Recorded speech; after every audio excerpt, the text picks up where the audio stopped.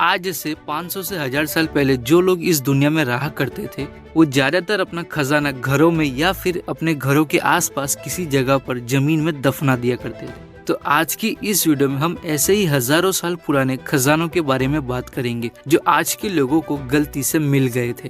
तो आइए जानते हैं कि वो लकीस्ट पर्सन कौन थे और उन्हें ये खजाना कैसे मिला। नंबर 1, स्वीडन के गॉटलैंड में एक फिल्म की शूटिंग के दौरान उन लोगों को एक खजाना मिल गया।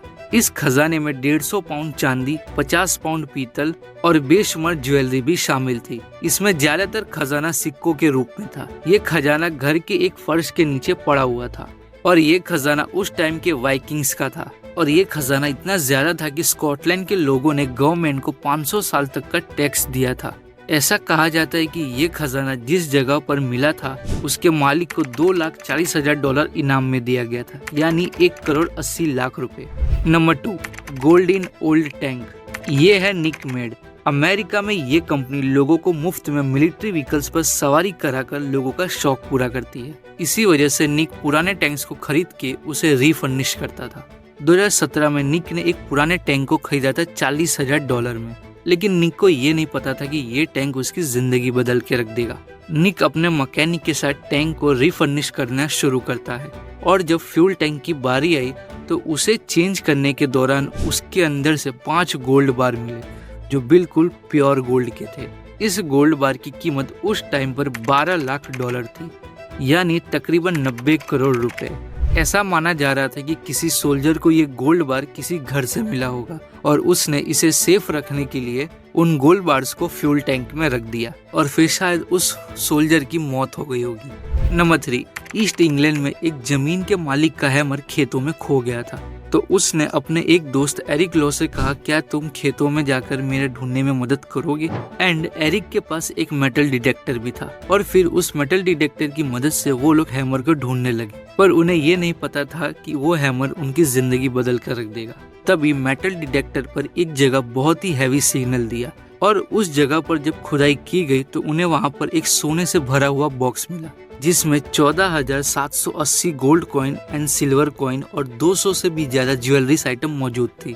एरिक लॉ और जमीन के मालिक ने ये खबर इंग्लैंड के गवर्नमेंट को दी और जब आर्कियोलॉजिस्ट आए तो उन्होंने उस जगह से 60 पाउंड के गोल्ड कॉइन को बरामद किया जिनकी कुल कीमत $50 मिलियन से भी ज्यादा थी, जो करीब 375 करोड़ रुपए बनते हैं। लेकिन इंग्लैंड की गवर्नमेंट ने एरिक लॉ को 2.3 मिलियन इनाम के तौर पर दिए जो एरिक ने अपने दोस्त के साथ आधे आधे बांट लिए। नंबर 4, एक स्कूबा डाइवर को फ्लोरिडा के समंदर में एक गोल्ड चेन मिली जिसकी कीमत $700 थी। लेकिन इस चेन के मिलने की वजह से उसने एक बड़े खजाने की खोज समंदर के बॉटम में उसके मेटल डिटेक्टर ने एक जोरदार सिग्नल दिया। उसने उस जगह से मिट्टी हटाकर देखा तो वो हैरान रह गया। मिट्टी के अंदर फंसे हुए 50 खाली सोने के सिक्के थे जिसकी कीमत $10 लाख थी, यानी 7.5 करोड़ रुपए। ये सिक्के कम से कम 200 साल पुराने थे। लोगों का मानना है कि इस समंदर में कई सारे बड़े बड़े जहाज डूब चुके हैं जो डूबने की वजह से समंदर में आ गए। Number 5, found in restaurant. Jamie Oliver जो दुनिया का एक फेमस शेफ है, इन्होंने एक नया रेस्टोरेंट खोलने के लिए मैनचेस्टर में एक पुरानी बिल्डिंग को खरीदा और जब उस बिल्डिंग का रिनोवेशन का काम होने लगा तो उन्हें दीवार के अंदर से 1.7 मिलियन यानी 12 करोड़ 50 लाख का सोना, चांदी और ज्वेलरी मिली।